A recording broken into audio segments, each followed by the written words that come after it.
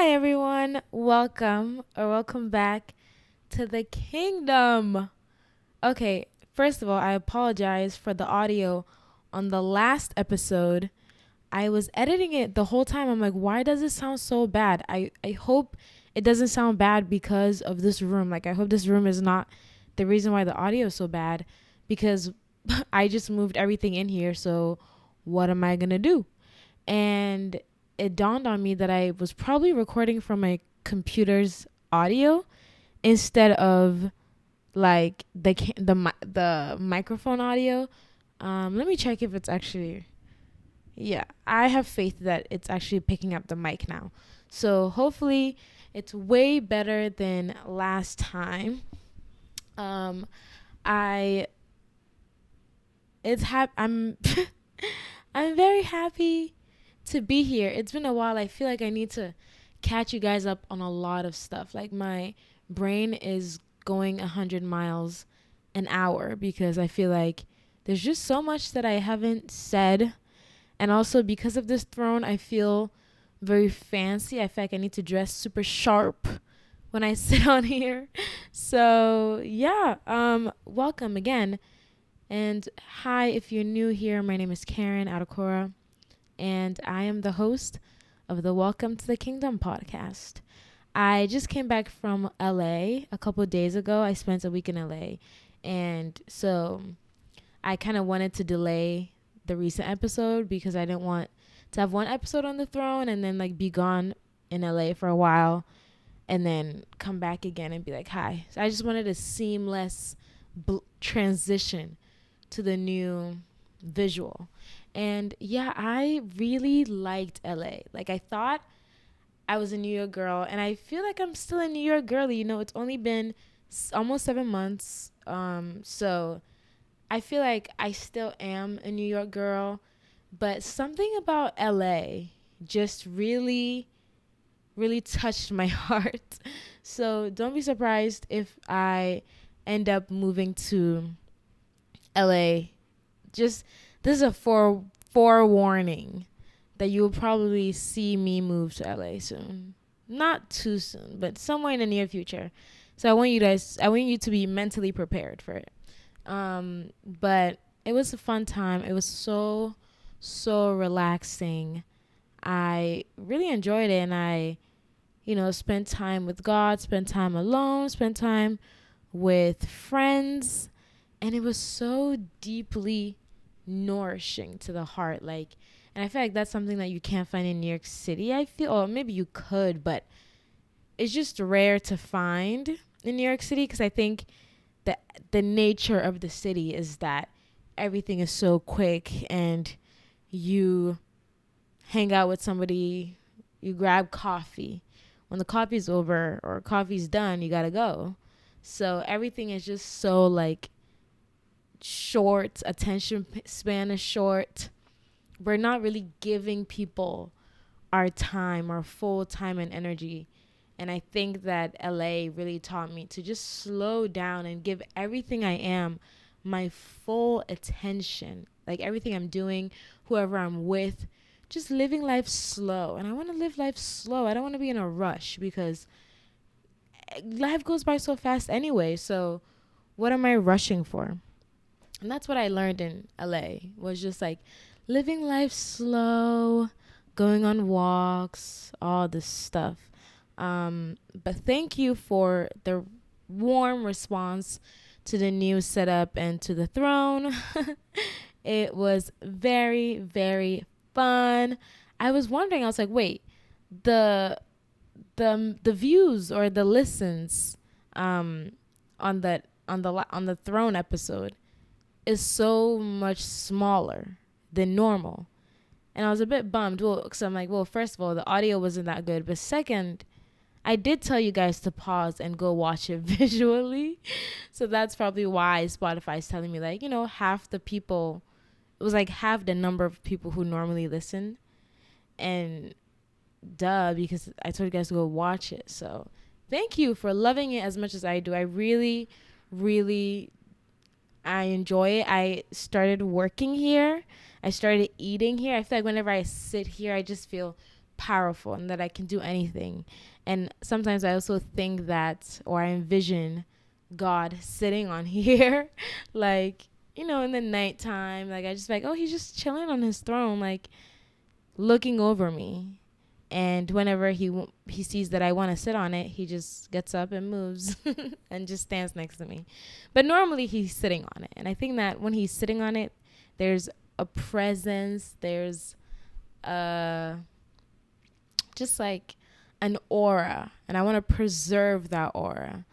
Speaking of that, I feel like I kind of want to I'm back to wanting to be totally and fully consumed with the Holy Spirit. Someone just blasting Dominican music nearby. But I think I want to be, or not I know I want to be fully engulfed in the presence of God. Like, that's where I am in life. Yeah, let's catch up. That's where I am in life. Wanting to be completely consumed by the presence of God. And I think something about having this chair in my room also, when I just envision that God is sitting on it, it just brings like a holy aura in the room that I really like. I went to a worship event yesterday, and I don't know where I'm going with this, guys. I'm just catching you guys up on whatever I'm thinking, so keep on listening. I went to a worship event yesterday, and in that event or in the church, the whole day I had just been feeling like a kind of weight on my spirit of like, you need to be consumed by the presence of God. And I just felt it the whole day. So the whole day I was worshiping. And so then I went to the worship event, and they said, some of you just want more of God. Like, just come up. So I went up, and I was sitting there, like, at the altar. People were lying down. People were kneeling. People were just sitting. And as I sat there, this lady came up and just spoke. Like, I don't know what she said, but she said something. And then as she was leaving the pulpit, I said, God, if you see me, tell this lady to come talk to me.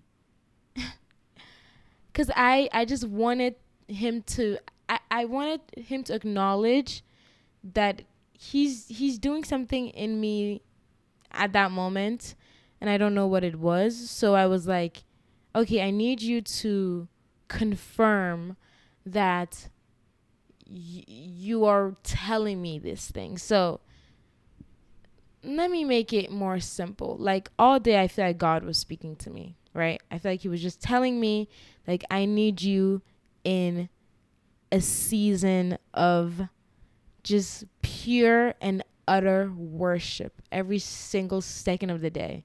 I felt like that's what he was telling me the whole day, literally the whole day. He was just like pulling me. Like, you need to come back to this place of complete worship every single second.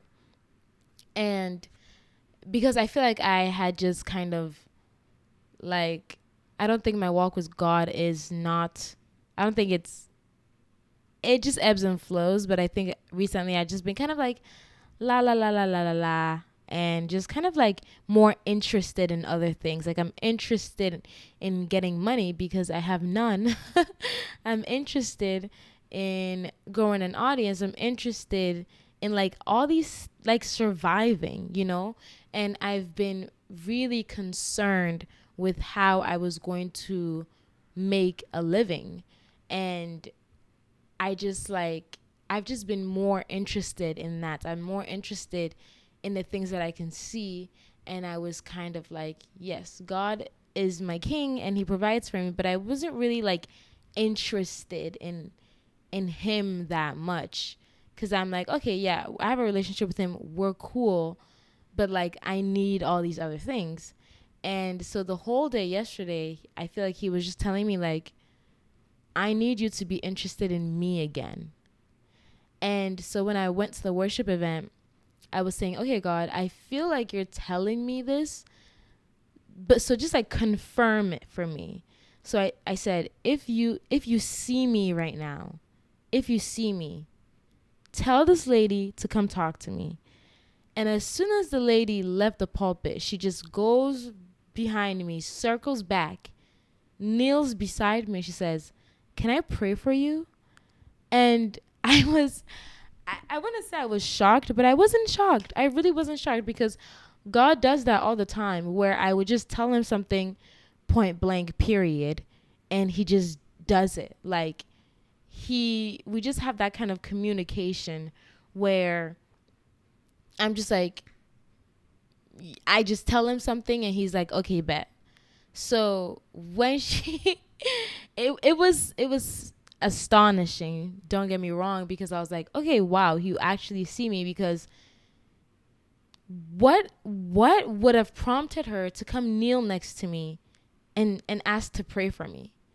And mind you, there's like 15 people in front. She could have gone to anybody.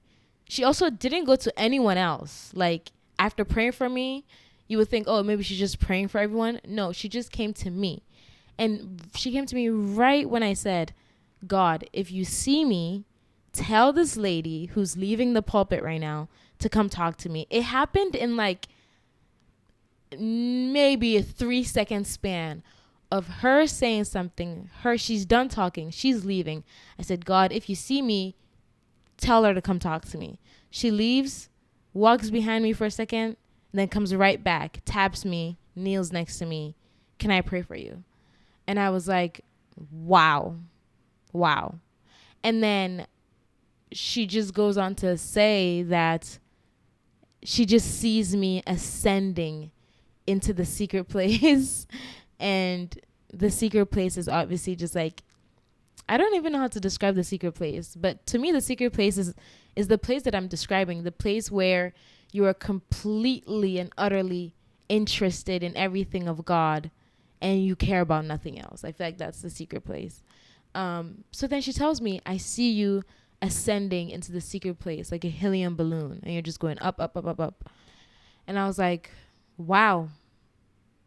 Wow. Okay. So kind of confirmed everything that like I feel like God had been telling me the whole of yesterday.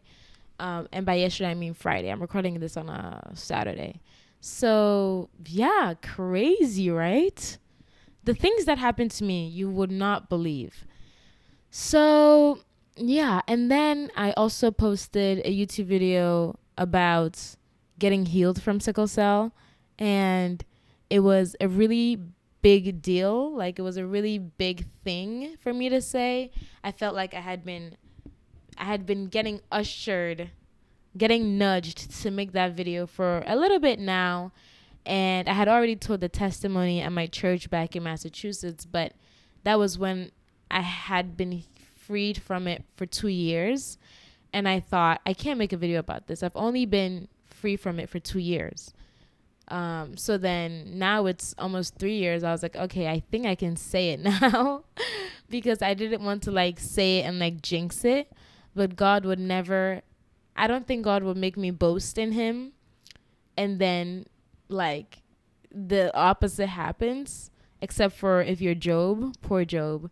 But yeah, I was like, okay, if somebody had depression all their lives and for 3 years now, they have not had like a depressive episode, they would say that they were healed from depression. Like, you know, if you had like maybe chronic migraines and then for 3 years you've never had a single migraine, you would say that you were freed from it or you've been healed from it. So I was kind of thinking along those lines, and I was like, why is it so hard for me to say that I don't have sickle cell anymore? Because I haven't had it in like the past 3 years. But, and I know it's because like it is a genetic thing. And if they do test me right now, it'll say that I do. So part of that like kind of made me invalidate myself a little bit of like, you technically still do. But I just wanted to like claim the healing and kind of like solidify it. But it's also kind of scary because once you say things like that out loud, it becomes like the devil's like, oh, really? You're gonna tell people that, huh? Okay, so then he tries some tricks on you. So the whole of yesterday too, my leg was hurting the whole day. And like when my leg starts hurting, it's kind of a sign. Like whenever I would get a sickle cell crisis, like a pain crisis, my leg would start hurting first. Like it would just be a dumbing, null, like a numbing pain, but you can feel it. And it didn't transcend into a full-blown crisis, but literally as soon as I posted the video yesterday, the whole night my leg was like kind of throbbing as if like a crisis was like on the verge. And I was like, you are not doing this today, devil. And I've had a couple instances throughout the past 3 years where I've never had an actual crisis, but it would start like, it would feel like it was about to happen. And I'd be like, no, you're not happening. And it'll go away. So that's kind of what I did. But because I was just like hyper aware of the fact that now I feel like eyes are on me, and I don't know, like it was a big thing. It was a big deal for me to say. It was a big deal for me to post it. And I and then I kind of got scared, deleted the YouTube app. That's like the first time I've ever done that for a video, because I was genuinely so nervous. I still haven't looked at it. I don't know who commented. I don't know. I haven't seen anything. I posted it and I just closed my eyes because I am nervous about a lot of, I don't know. I'm just nervous about the whole topic. And I'm nervous that somebody with sickle cell would see that and say that, you are invalidating my pain or experience or anything. Like, I don't want people to feel like I'm just saying, like, you can just say to go away and it'll go away. But honestly, like, maybe I am. Maybe that's exactly what I'm saying, because I feel like that's what I did. And I think I gave it all to God and he did it for me. So yeah, that's about that. If you haven't seen the video, go see it, check it out, let me know what you think. Yeah, let me look at the time. Another thing I want to talk about also is, like, okay, that video aside, I am feeling much more encouraged and much more like, when it comes to the whole creating thing, I feel like it suddenly clicked for me that I have to like create, and I have to have the mindset of like, I am a content creator. Because if you don't believe in what you're doing, and if you don't think that it's legit yourself, then nobody else is going to believe in it and think that it's legit. So I was having a chat with a friend, and she kind of just encouraged me, like, yo, this is an actual legitimate path that you're on. And it can seem silly and quirky and stupid because, like, I don't know, whenever I make like a to-do list or like my weekly agenda, and all of it is just take Instagram photos, record a podcast, edit the YouTube video, post the YouTube video, make a TikTok, post the TikTok, edit the TikTok. Like, that's just what my weekly agenda and to-do list consists of.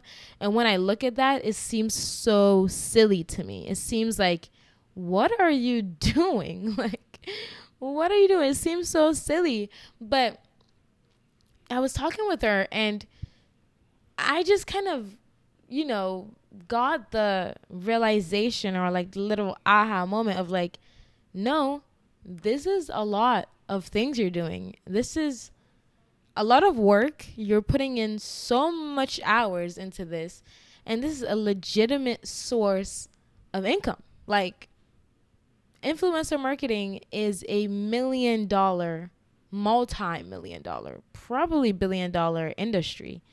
So why do you think that's silly? Like you're good. So she kind of spoke some life into me. And also I saw this TikTok where she said you have to climb the mountain of cringe to descend in the land of the cool.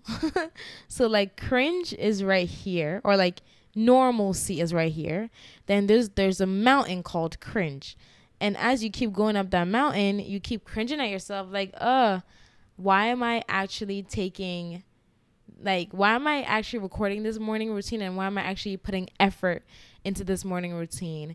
And so you cringe at yourself and you think everybody else is cringing at you. Every time you post a video, every time you post a photo, every time you do a reel, a TikTok, you want to be, let's say you want to be a content creator and you just start posting, you think people are cringing at you. People are cringing at the fact that you're actually taking this seriously, and people are cringing that you're trying. And that's okay. First of all, people are probably not cringing, but even if they are, and most likely it's just us cringing at ourselves, you have to climb that mountain of cringe. You have to climb the mountain of cringe to descend into the land of the cool. And once right now you're at like the land of normal people, and then you climb over this mountain and it's cringe all the way up and down. But then before you realize it, you're in the land of the cool. It's not even cringe anymore. You're doing things, you're getting opportunities, doors are opening. And this is with anything that you're doing. Like if you want to pursue acting and you're posting your headshots on Instagram and you're posting like little acting gigs that you got, and you think, oh, this is so cringy. No, very soon you keep doing it. I don't know how big the mountain is, honestly. Sometimes I feel like this mountain of cringe will never end. But maybe you're looking at me and you're like, oh, she's in the land of the cool. No, I feel like I'm very, very much still on cringe mountain to me. And that's just, to me, that's how we look at it. But other people are looking at us and like, they're thinking, oh, these people live in the land of the cool because you have gotten over yourself and gotten over that hump. And even posting something, posting your artwork, posting your painting, like anything that you do that you are you kind of have to put your pride aside and show it to the world. Anything that you open yourself up for people to like look at, or to anytime you expose yourself basically, or you open up a portal in your mind for people to look in, for people to hear, for people to see, for people to critique anything, you are climbing over cringe mountain.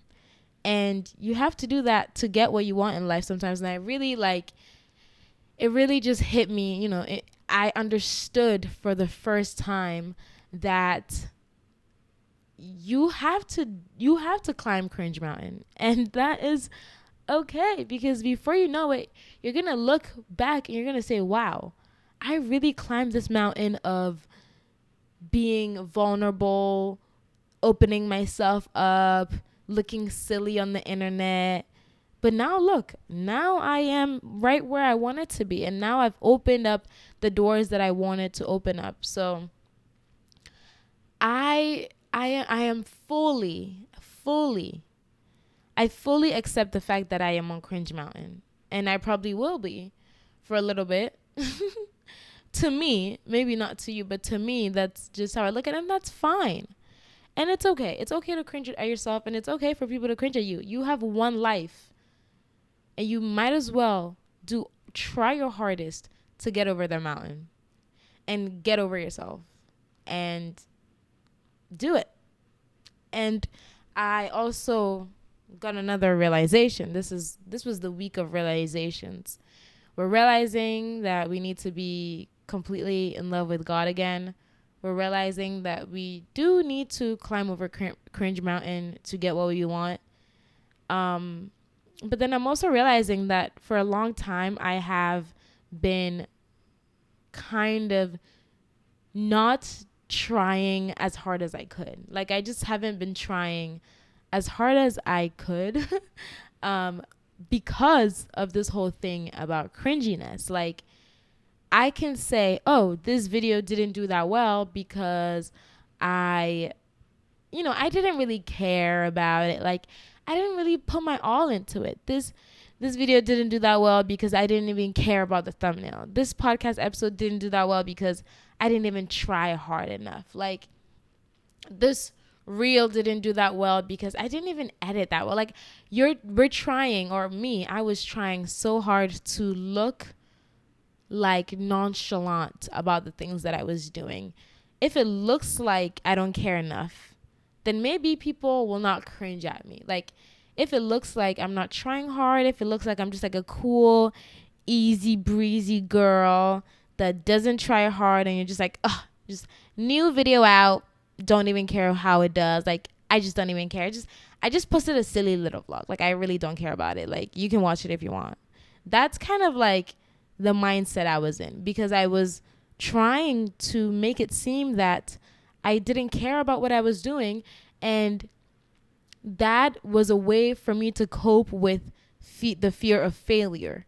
Was that if I act like I don't care and I fail, then people will be like, oh, she didn't care anyway. She wasn't even trying hard anyway. Like, she doesn't even care about it doing well or success, you know? Does that make sense? As opposed to if I put my all into something and people saw that I put my all and I'm promoting it heavily and I'm trying my best and I'm doing everything so well, then if I fail, people will say, she tried so hard and she failed. But if I just kind of seem like I don't care at all, kind of seem like I'm just cruising by, I don't care, I really don't, I don't care about anything, and I'm just doing it for funsies, and if I fail, then it's like, oh, she was just doing it for funsies, you know? So realizing that I was using like my little not gonna try hard as a way to cope with, like, maybe if it fails, then like it's fine, I didn't try hard anyway. And realizing that was kind of like a real big shocker, because it was so true. It was, I think Lucas was reading a book and it was a quote in the book. So I was complaining about something to him, I'm not sure what, and he read that quote to me that like, you're not trying hard because you think that if you try hard and you fail, it's worse than if you didn't try at all and you failed, you know? But what would happen if you tried your absolute best at anything that you were doing? You went the extra mile. You did the thing. Angela Bassett did the thing. No, you did the thing. You just put in all your effort. You put in all your time. What would happen? I guarantee failure wouldn't happen, and maybe it would take a while for you to get what you want, but I don't think anything ever has gone wrong from someone trying hard. Like, I don't, the pros and cons to trying hard, there's a lot more pros than there are cons to trying your absolute best at whatever you want to do. And sometimes we try to downplay how much we want something. We try to downplay like our creativity, our effort. Oh yeah, I just put a little song out. Listen to it if you want. Song coming out tomorrow. You drop the song out, that's it. You don't care. Like, you just look like you don't care. Or you make a beat. You spend hours making this beat. You post it. Check out this jingle I made. And then nobody ever hears it again. It kind of almost, it feels better when we downplay the things that we do, because it's like, oh, if I downplay it and people don't care, then it's fine. But if I like upplay it, I don't know the other word for not downplaying something. If you upplay it and people don't care, it's like kind of embarrassing, right? But here's the thing. I don't think you can, the only way that you fail is if you don't try, you know? So if we're just giving half of our effort to everything that we're doing just so that it doesn't look like we're on cringe mountain, just so it looks like, you know what is funny? We're trying to look cool.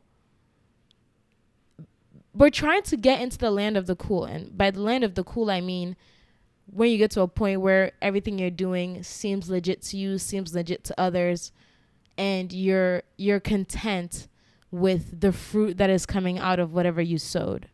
I think that's what the land of the cool is. But we're trying to get into the land of the cool by acting cool, by acting like, oh yeah, it's whatever. No, nobody ever got in the land of the cool by acting that they were too cool. It's okay. Nobody ever got into the land of the cool by acting like they were too cool for whatever they were doing. The only people that are in the land of the cool are the people who tried hard.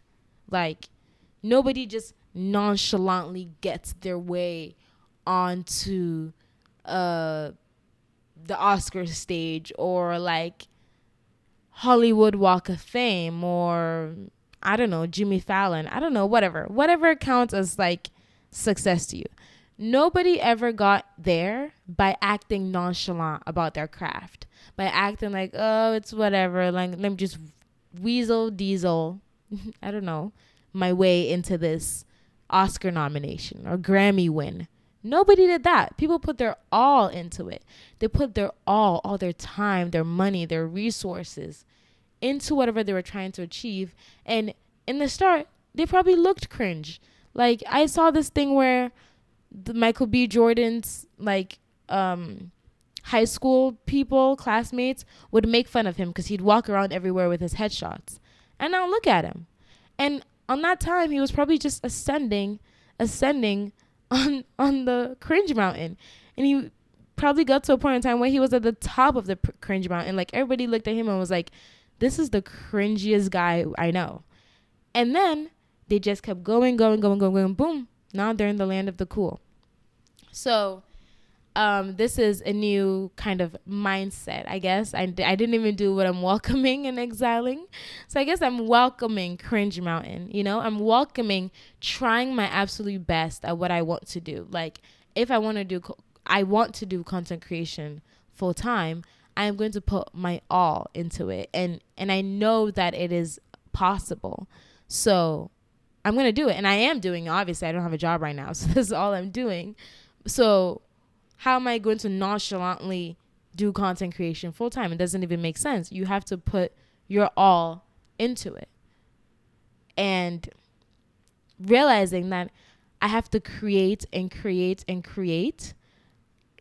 my way into things. Like, I spent the first couple weeks of not having a job just reaching out to brands.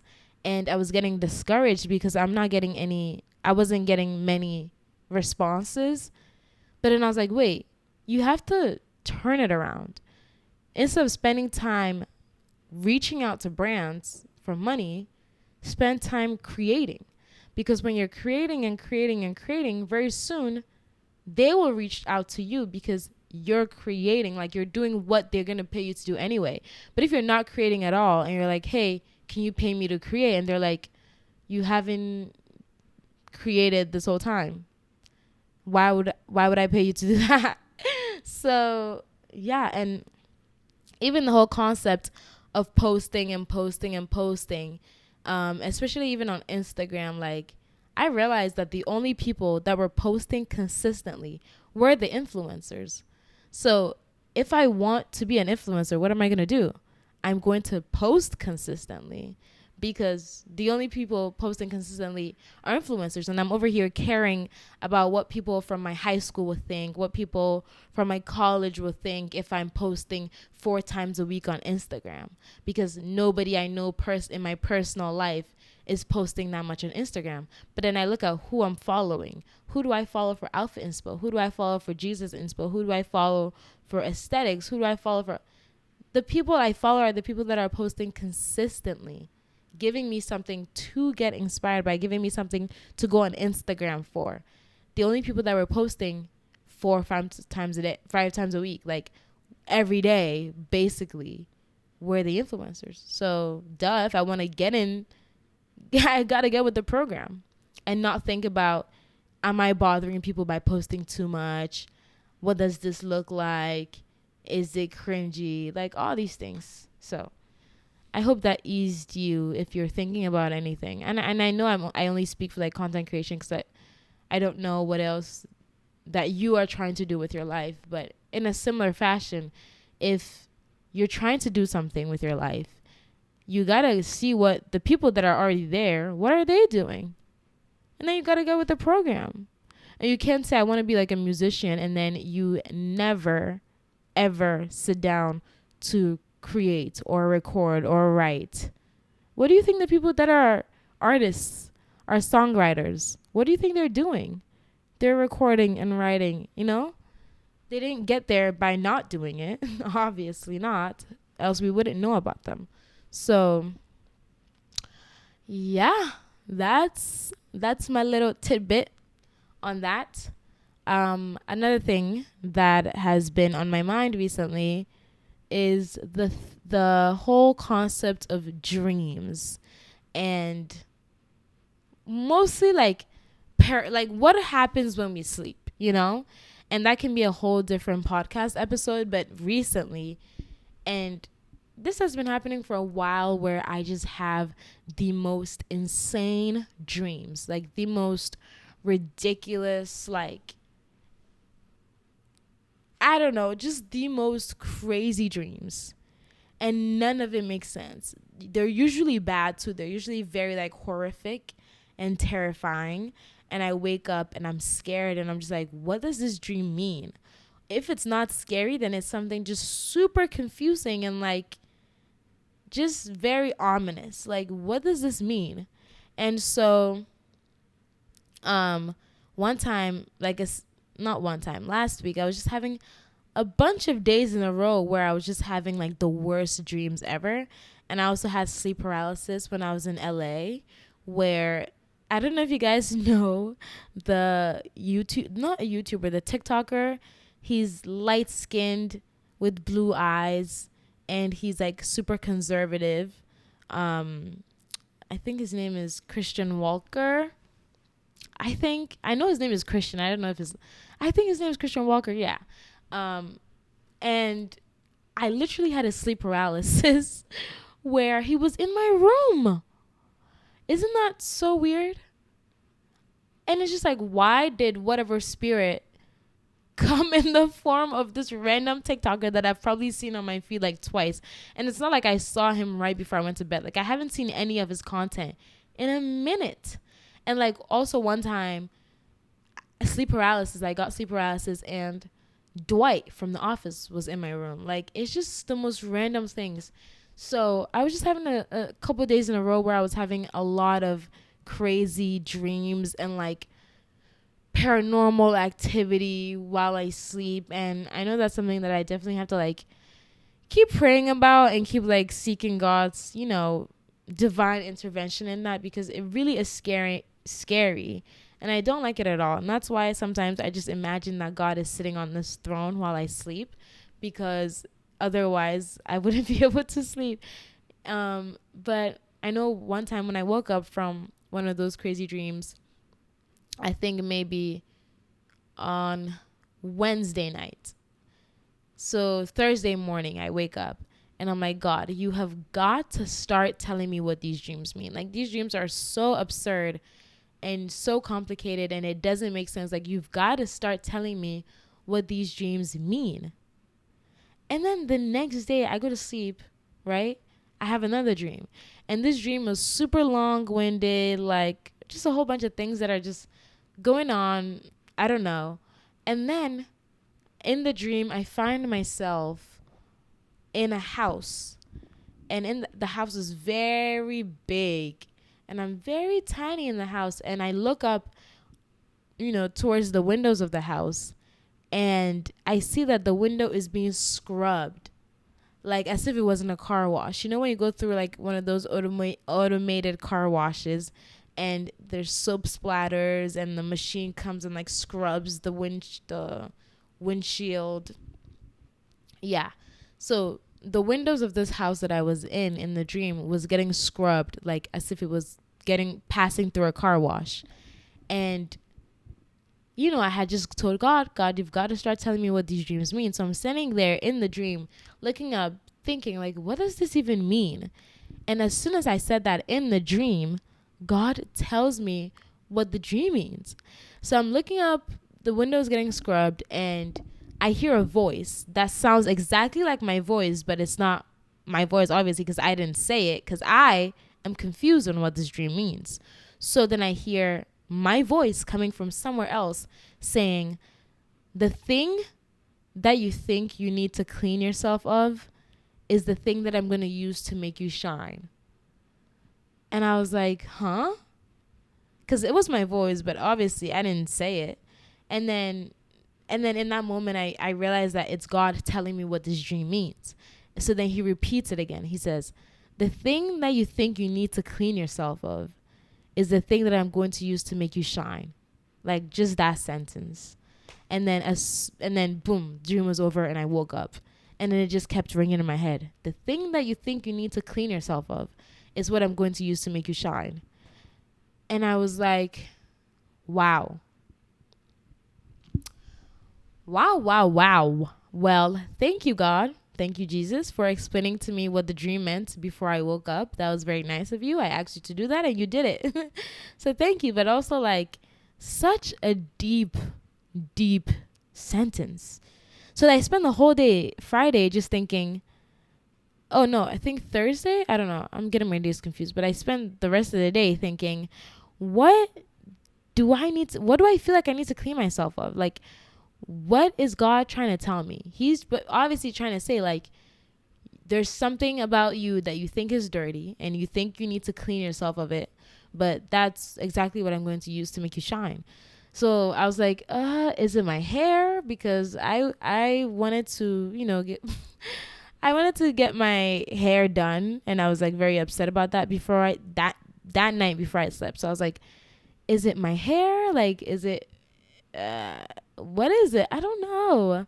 And then I thought, is it like the sickle cell story?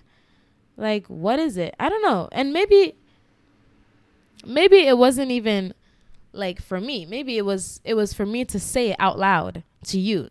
And maybe you will have something in your life that this sentence makes sense. Maybe there's something that you think you need to clean yourself up, and God is saying, that's what I'm going to use to make you shine. I think it's so beautiful and so just endearing that he would even say that. Like, that's so sweet. So if you felt it, you relate, keep it. But for me over here, I'm just still racking my head off on like what he thinks what he knows that I think is dirty, if that makes sense.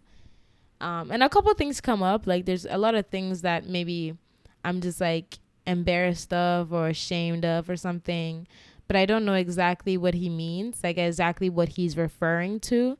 So I don't know, but maybe you know exactly what he's referring to in your life.